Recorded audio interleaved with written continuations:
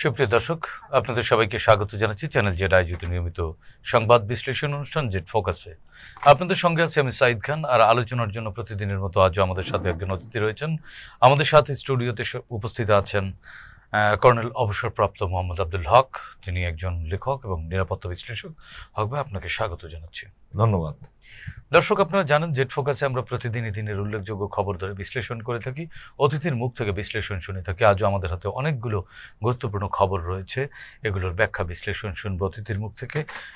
দর্শক, আপনারা জানেন যে এই মুহূর্তে ভারত পাকিস্তান গত মধ্যরাত থেকে প্রত্যক্ষ যুদ্ধে জড়িয়ে গেছে এবং বেশ কিছু হতাহতের ঘটনা ঘটেছে এবং ভারত সেখানে একেবারে সামরিক হামলা চালিয়েছে এবং পাকিস্তান সেনাবাহিনীও ভারতের 5টি যুদ্ধ বিমান ভূপাতিত করেছে। এ নিয়ে আসলে সারা বিশ্বেই উদ্বেগ দেখা দিয়েছে। মার্কিন প্রেসিডেন্ট ডোনাল্ড ট্রাম্প তিনিও উদ্বেগ প্রকাশ করেছেন এবং দ্রুত এই উভয় দেশকেই সংযত হওয়ার আহ্বান জানিয়েছেন। জাতিসংঘের মহাসচিব অ্যান্তোনিও গুতেরেস তিনিও কিন্তু এই হামলার নিন্দা জানিয়েছেন এবং দুই পক্ষকেই সংযত হওয়ার আহ্বান জানিয়েছেন। প্রতিবেশী রাষ্ট্র হিসেবে ভারত পাকিস্তানের মধ্যে যখন এরকম উত্তেজনা বিরাজ করে, বাংলাদেশও এক ধরনের নিরাপত্তার হুমকিতে পড়ে যায়। বিশেষ করে ভারত এবং পাকিস্তানের যুদ্ধ পরিস্থিতি দক্ষিণ এশিয়ার অর্থনীতিতেও বড় ধরনের হুমকি হিসেবে দেখা দেয়। কর্নেল আব্দুল হক, আপনি আসলে কি মনে করেন এই ভারত পাকিস্তান যে প্রত্যক্ষ যুদ্ধে জড়িয়ে পড়া, যে উভয় দেশ পরস্পরকে হামলা করা, এটি আসলে আমাদেরকে কতটা সিকিউরিটি থ্রেটের মধ্যে ফেলবে? বিসমিল্লাহির রহমানির রহিম। প্রথমে আপনার জেড টিভিকে আমার আন্তরিক ধন্যবাদ যে আপনারা একটি ভালো উদ্যোগ গ্রহণ করেছেন। দেশ ও জাতির কাছে সত্য কথাগুলো তুলে ধরা বড়ই অভাব। আজকে প্রোপাগান্ডা খুব বেশি, সত্য ঘটনা সত্য কথা তুলে ধরার লোকেরও খুব অভাব।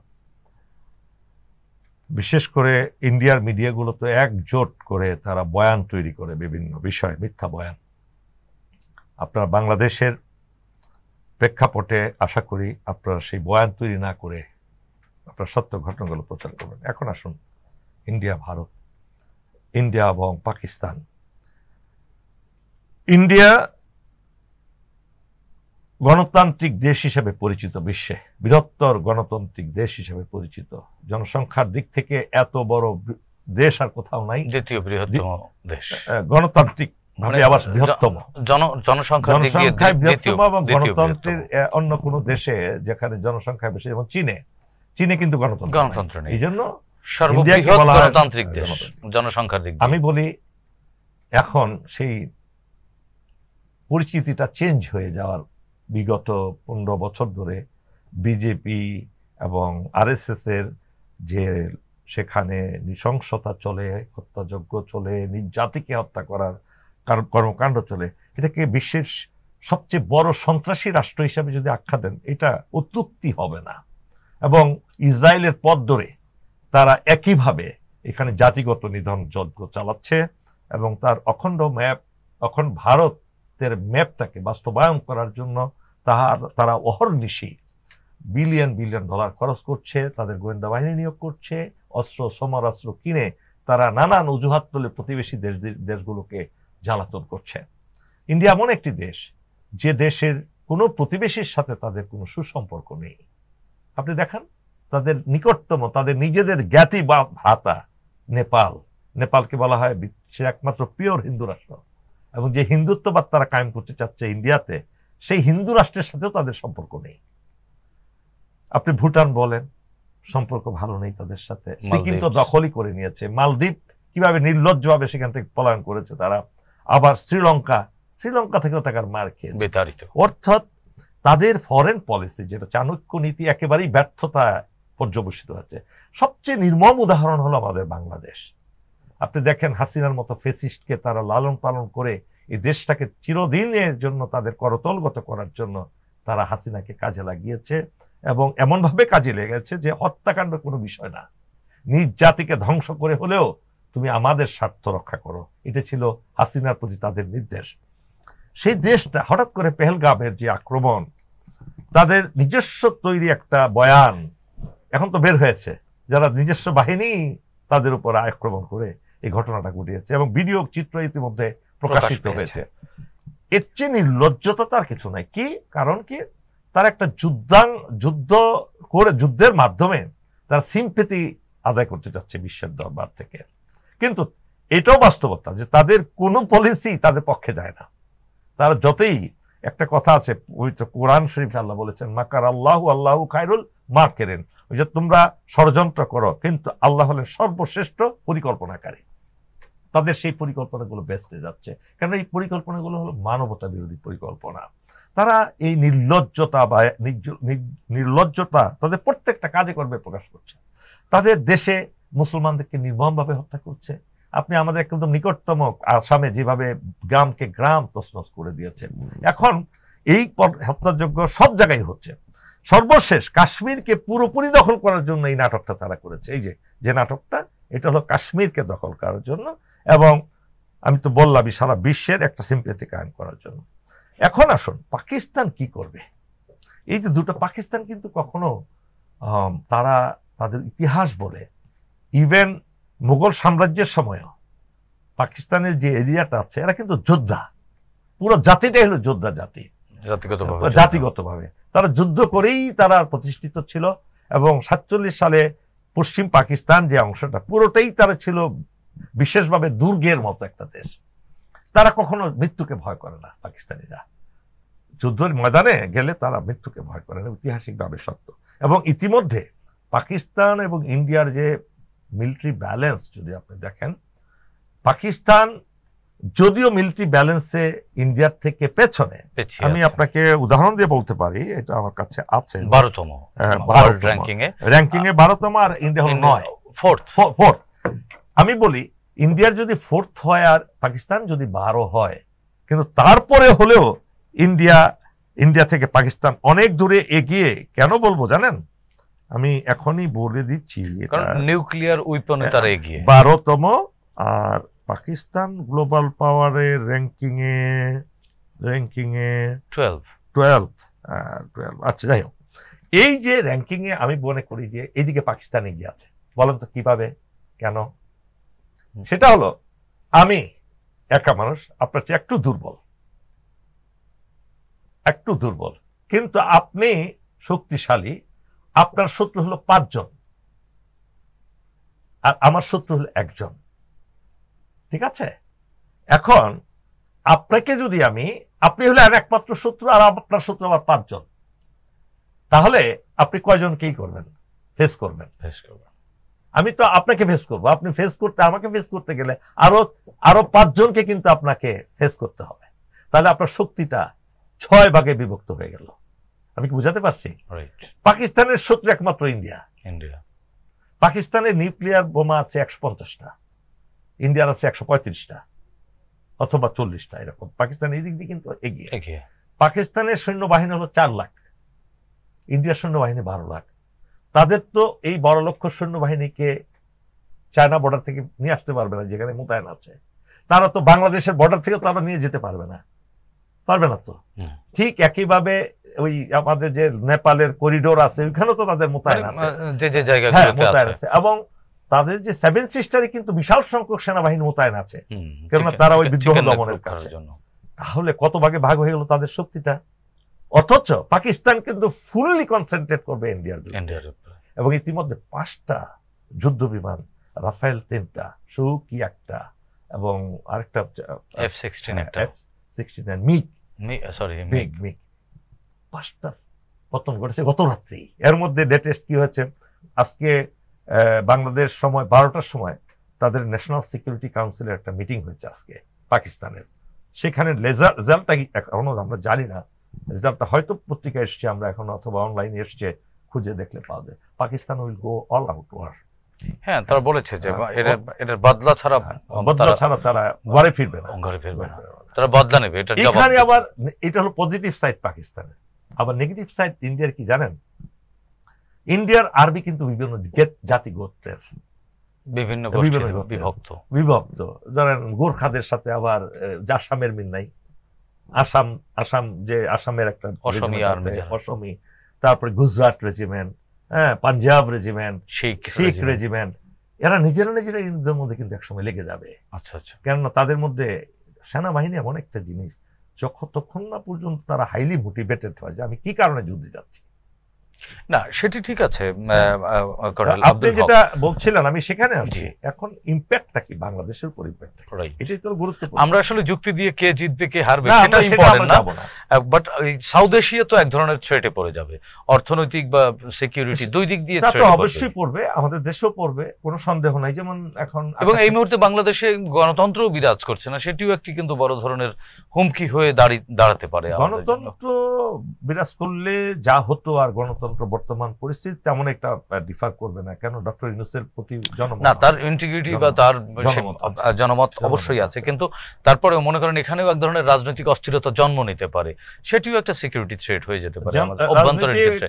কারণ পতিত ফ্যাসিস্টরা কিন্তু সব পালিয়ে যায়নি, তারা কিন্তু এখানে এক ধরনের ক্যাওটিক সিচুয়েশন করবার জন্য ষড়যন্ত্র এখনো করছে। রাইটলি পয়েন্টেড আউট, আমাদের বাংলাদেশ কিন্তু বহিঃশত্রুদের দ্বারা তেমন বিপজ্জনক পরিস্থিতিতে নাই, আমাদের অভ্যন্তরীণ শত্রুদের দ্বারা আমরা ভয়ঙ্কর পরিস্থিতিতে আছি, কারণ অদৃশ্য শত্রু। হ্যাঁ হ্যাঁ, সুতরাং অদৃশ্য শত্রু না, আমাদের জ্ঞাতি শত্রু, জানি আমরা তাদেরকে চিনি, ঘরে ঘরে প্রত্যেকটা মানুষ চিনে তার আশেপাশে কে দেশের শত্রু। কিন্তু বিষয়টা হলো কি, আমরা প্রতিহিংসা পরায়ণ না, বাংলাদেশের মানুষ প্রতিহিংসা পরায়ণ না, আমরা তো অতিথি পরায়ণ, জাতিগত এই জন্য আমরা কিন্তু আসলে আওয়ামী লীগের মতো ফ্যাসিস্টের মতো তারা তো একদম ইন্ডিয়ার হিন্দুত্ববাদের সোল এজেন্টই না, শুধু তারা তাদের সমস্ত আচরণগুলোকে, অভ্যাসগুলোকে তারা নিজেদের নীতিতে পরিণত করেছে। তো আমাদের জন্য যেটা অর্থনৈতিক তো একটা ক্ষতি হবেই, আমাদের বিমান চলাচল করতে পারবে না, এই যে এখন আকাশপথে যেতে পারবে না, ঘুরিয়ে যেতে হবে। অলরেডি 2টা বিমান কিন্তু রাতে ফেরত আসছে, আপনি জানেন, 2টা বিমান ফেরত আসছে, যেতে পারেনি। এইভাবে আমাদের অর্থনৈতিক ক্ষতি হবে, শুধু আমাদের না, আশেপাশে সব দেশেরই হবে। আসলে যুদ্ধ জিনিসটা তো কখনো কাম্য নয়। সেক্ষেত্রে ভারত পাকিস্তান এখন এটি তো মীমাংসার তো একটা পথ বের করতে হবে। সারা বিশ্ব উদ্বেগ প্রকাশ করেছে, উদ্বেগ প্রকাশ করেই কি আসলে দায় শেষ বা দায়িত্ব শেষ? এরকম ট্রাম্প তো ইন্ডিয়ার বিরুদ্ধে বিবৃতি দিয়েছেন এই আক্রমণের পর, দিয়েছে, কিন্তু গায়ে পড়ে আক্রমণ করেছে তারা। হ্যাঁ, এখন আপনি দেখুন সলিউশন কি, সলিউশন হলো, এবং এখানে আপনাকে আরেকটু ইনপুট দিয়ে রাখি, আমাদের কিন্তু আরাকান সীমান্তে এক ধরনের অস্থিরতা আমাদেরও আছে। আরাকান পরিস্থিতির কারণে আমাদের কক্সবাজার বা পার্বত্য অঞ্চলগুলো কিন্তু এক ধরনের থ্রেটের মধ্যে আছে সিকিউরিটি নিয়ে, যেটা ইতিমধ্যেই বিভিন্ন সমাজের বিভিন্ন শ্রেণী পেশার মানুষ কিন্তু এটি নিয়ে কথা বলেছে। আবার কি মনে হয় জানেন, আপনার প্রশ্নটা তো যথার্থ। এই সময়ে সবকিছু একটা পরিকল্পনা ভিত্তিক হচ্ছে আমার মনে হয়। আমি যতটুকু গভীরে চিন্তা করে দেখি, যখন এই পরিস্থিতিগুলো, আরাকান আর্মি তো নিশ্চয়ই কোনো না কোনো দেশের ডিপেন্ডেন্ট হয়েই তো তারা ট্রেন্ড এবং এমুনেশন সাপ্লাই করে যে কেউ করছে। ওইদিকে চায়নার যে গ্যাস লাইন মিয়ানমারের ভিতর দিয়ে, মিয়ানমারের সমস্ত গ্যাস কিন্তু চায়নায় যায়, বিশাল পাইপ লাইন একদম ই পর্যন্ত, শেষ বর্ডার পর্যন্ত। তাদের স্বার্থ, ইন্ডিয়ার স্বার্থ, ইন্ডিয়ার মিজোরাম ঠিক ওইটার ভিতরই পড়ে গেছে। তাই মণিপুর, তাদের মধ্যে 7 সিস্টারের ভিতরেও আবার বিশাল একটা এক ধরনের দ্বন্দ্ব আছে। আবার আমেরিকার বার্মা অ্যাক্ট যেটা করেছে $13 বিলিয়ন, সেটি তারা বাস্তবায়নের জন্য উঠে পড়ে লেগেছে এই মুহূর্তে। আবার এদের মধ্যে রোহিঙ্গাদের এই যে সমস্যা, এগুলো কিন্তু পরিকল্পিত, লং টাইম গেম প্ল্যানের একটা অংশ। এবং এই প্ল্যান যারা করে তারা শয়তানের চেয়েও ভয়ঙ্কর। শয়তানও তাদের কাছে হার মানবে। আমরা শয়তান বললে তো হবে না, কিন্তু শয়তান বলা তো কোনো সমাধান না। আমাদের বিষয়টা, আমাদের সাথে আমাদের যে সেনাপ্রধান গতকালও পার্বত্য চট্টগ্রাম ভিজিট করেছেন,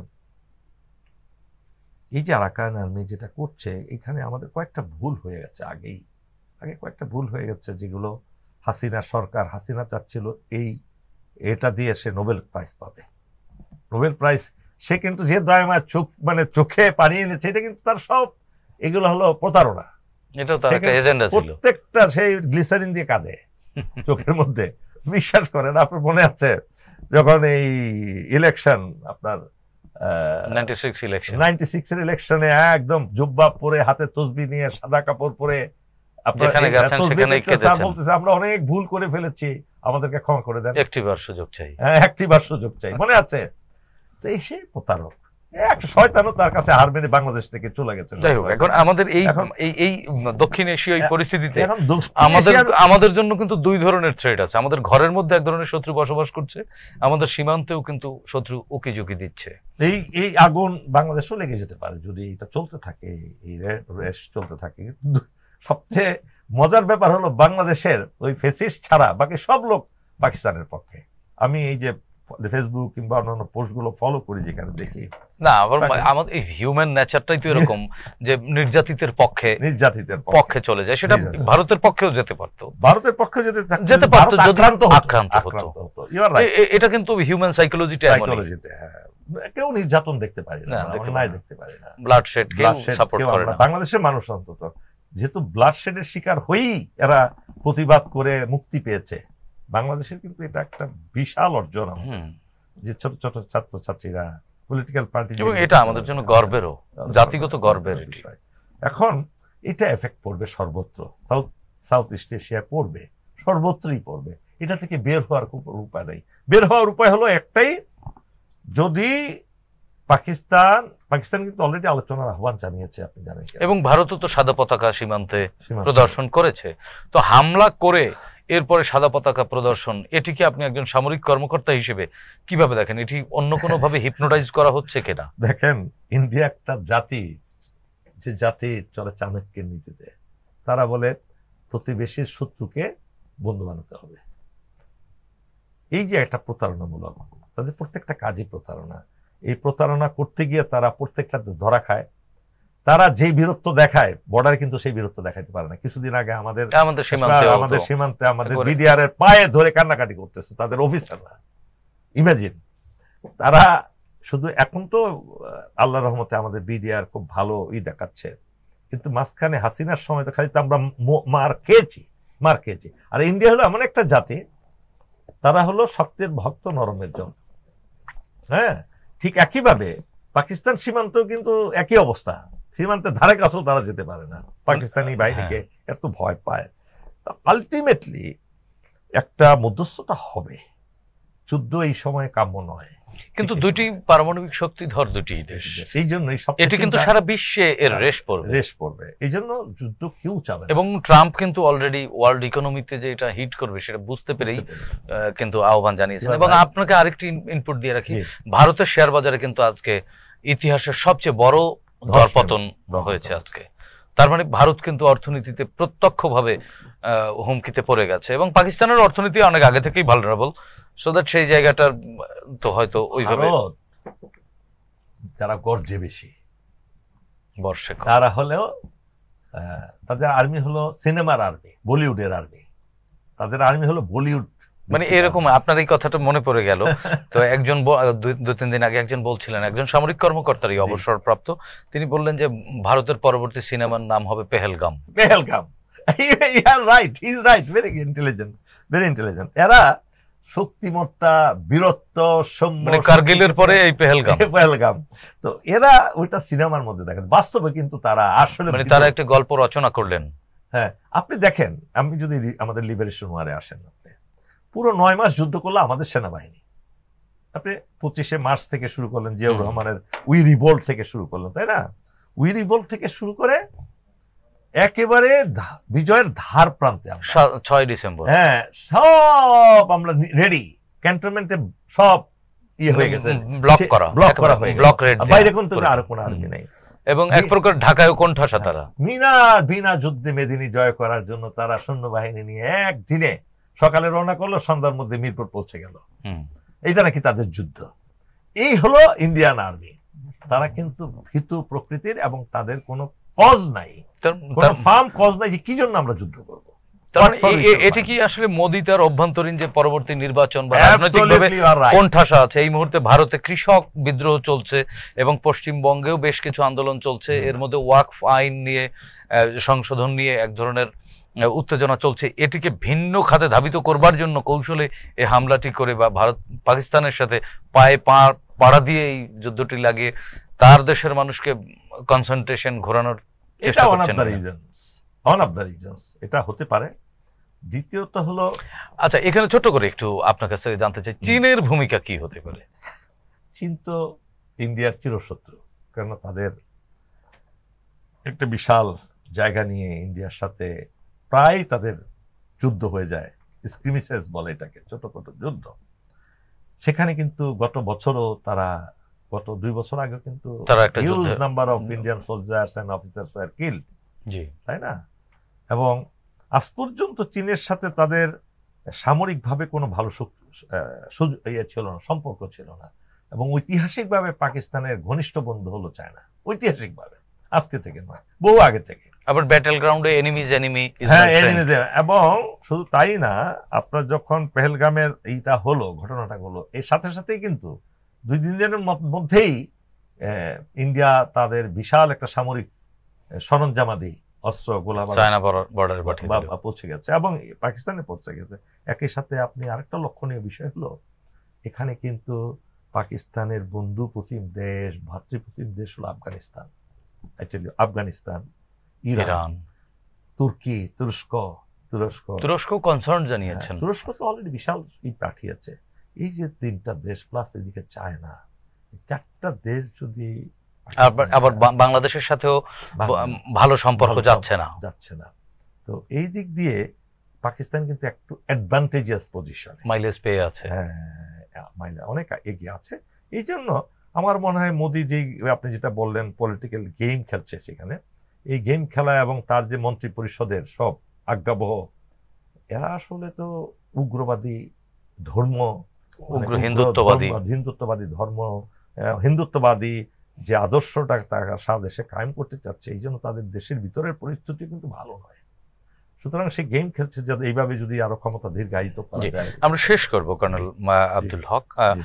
বাংলাদেশে গতকালকে সাবেক 3বারের প্রধানমন্ত্রী বেগম খালেদা জিয়া দীর্ঘ 4 মাস চিকিৎসা নিয়ে দেশে ফিরেছেন এবং তিনি কিন্তু তার বাসভবন ফিরোজার সামনে গাড়িতে নেমে নিজের পায়ে ভর করে হেঁটে বাড়িতে ঢুকেছেন।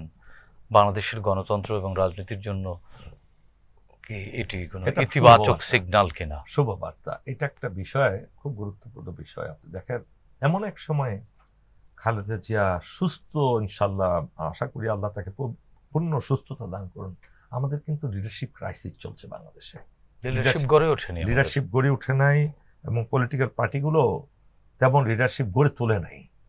লিডার কিন্তু তৈরি করতে হয়, তারা ওইভাবে ন্যারেটিভও তৈরি করতে পারেনি, কিন্তু ন্যারেটিভও তৈরি করতে পারে নাই, সব দিক থেকেই ব্যর্থ। এই মুহূর্তে ম্যাডাম খালেদা জিয়া, তিনি অবিসংবাদিত নেতা, symbol of unity. Symbol of unity. আল্লাহ তাকে এই সময় নিয়ে আসছেন সুস্থ করে, এবং সেই হাসিনা, ঘৃণিত হাসিনা, তাকে হত্যা করার জন্য হেন কোনো পন্থা, মানবিক পন্থা নাই যেটা সে গ্রহণ করে। বিষ প্রয়োগ করা হয়েছে, তাকে জেলখানায় বছরের পর বছর একাকী রেখে দেওয়া হয়েছে, বাড়ি ছাড়া করা সব হয়েছে, দিক থেকে তাকে চেষ্টা করেছে। আজকে এই সময়ে, কালকে আপনি যে দেখলেন, তাকে অভ্যর্থনা সারা দেশ জাতি একদিকে কেন্দ্রীভূত হয়ে পড়েছিল তার দিকে, এবং আমাদের সেনাবাহিনী, তিনি এখন আর বিএনপির চেয়ারপারসন হিসেবে নেই, না, এই উনি জাতীয় নেত্রী, এটা জাতীয় নেত্রী, শি ইজ ইউনিক বাংলাদেশের জন্য। এবং আমি খুব আশাবাদী, তার ভিতরে যে গভীর দেশপ্রেম আছে, সততা আছে, এই সততা দিয়ে তিনি মানুষের মন জয় করেছেন এবং উনি দেশের ডাইনামিক্সটা খুব ভালো বোঝেন। এবং এই প্রত্যাবর্তনের মধ্য দিয়ে আমাদের যে অস্থিরতা বা এক ধরনের যে অনিশ্চয়তা যেটি বলা বলি হচ্ছে, সেটি আসলে অনেকটা কেটে যাবে। আমারও বিশ্বাস। এবং এই প্রতিবেশী রাষ্ট্রগুলোর মধ্যে যে দ্বিধাদ্বন্দ্ব বা যুদ্ধাংদেহী অবস্থা, এগুলো তো এক ধরনের ভূমিকা রাখবে, আমি বিশ্বাস করি। আপনি যা বলছেন আমি একমত, এবং এটাই আল্লাহর একটা, এই দেশের প্রতি কিন্তু this is the blessed land. I tell you, Bangladesh is blessed land. যদি আল্লাহর ব্লেসিং না থাকতো, এই দেশ টিকে থাকতো না। এত ষড়যন্ত্র, এত বেশি ষড়যন্ত্র কোন দেশের, আরে বৃহৎ একটা দেশ, এবং বেশ কয়েক বছর পরপরই এরকম ষড়যন্ত্র, এবং আল্লাহর ব্লেসিং চলে আসে, মনে করে। এবং আমাদের দেশপ্রেমিক সেনাবাহিনীও কেমন যেন একেবারে ক্রান্তিকালে তারা হাল ধরে বসে। সেনাবাহিনী, এটা আপনাদের অবশ্যই, আমি খুব খুশি হলাম আপনি কথাটা বললেন। এই সেনাবাহিনী কিন্তু দেশ সৃষ্টি করেছে, কোনো পলিটিশিয়ান, এবং দেশের ক্রান্তিকালে তারা একেবারে এক কথায় বলি, আপনি যদি বুঝতে চান, স্বাধীনতা যুদ্ধের সময় পলিটিশিয়ানরা সাধ্যভর চুক্তি করছে দেশটাকে ইন্ডিয়ার হাতে তুলে দেওয়ার জন্য, আর তার বিপরীতে সেনাবাহিনী যুদ্ধ করেছে, রিভল্ট করে বসলো। সাধ্যভর চুক্তি পড়ে দেখেন, এটা কিন্তু স্বাধীনতা খর্ব করার চুক্তি। এই দেশের আর্মি থাকবে না, পররাষ্ট্রনীতি থাকবে না, মুদ্রা থাকবে না, সবকিছু থাকবে, ইন্ডিয়া করবে। স্বাধীন হলো না কি? তা এই পাকিস্তানি ভালো ছিল যদি ওইটাই সত্যি হতো। সেই তো সকল সেই ষড়যন্ত্র ক্ষেত্রে আমাদের সেনাবাহিনীর ভূমিকা আপনারা লক্ষ্য করেন, ৭৫ সালের লক্ষ্য করেন, ৯০ এর লক্ষ্য করেন, এবং সর্বশেষ ২৪-এ। সুতরাং অলওয়েজ আর army is army, Bangladesh army. এবং আমরা বিশ্বাস করি যে আগামী দিনের যে বাংলাদেশ, গণতান্ত্রিক বাংলাদেশ, সেখানেও বাংলাদেশ সেনাবাহিনীর গর্বিত যে অংশীদারিত্ব সেটি অব্যাহত থাকবে। যে ধন্যবাদ কর্নেল আব্দুল হক। প্রিয় দর্শক, আমরা বিশ্বাস করি দ্বিধাদ্বন্দ্ব, তর্ক বিতর্ক, সংঘাত সবকিছু ছাড়িয়ে আমাদের যে জাতীয় ঐক্য আছে সেই ঐক্য আমরা আরো সুদৃঢ় করব এবং আগামী দিনে বাংলাদেশকে কাঙ্ক্ষিত গণতান্ত্রিক যে লক্ষ্য সেই লক্ষ্যে পৌঁছানোর জন্য আমরা কাঁধে কাঁধ মিলিয়ে সবাই ঐক্যবদ্ধভাবে কাজ করব, যেভাবে ২০২৪-এর গণ অভ্যুত্থানে গোটা জাতি ঐক্যবদ্ধ হয়েছিল। সেই প্রত্যাশা ব্যক্ত করে আজকের মতো এখানেই শেষ করছি। সবাই ভালো থাকুন, সুস্থ থাকুন, চ্যানেল জেডের সঙ্গেই থাকুন। খোদা হাফেজ।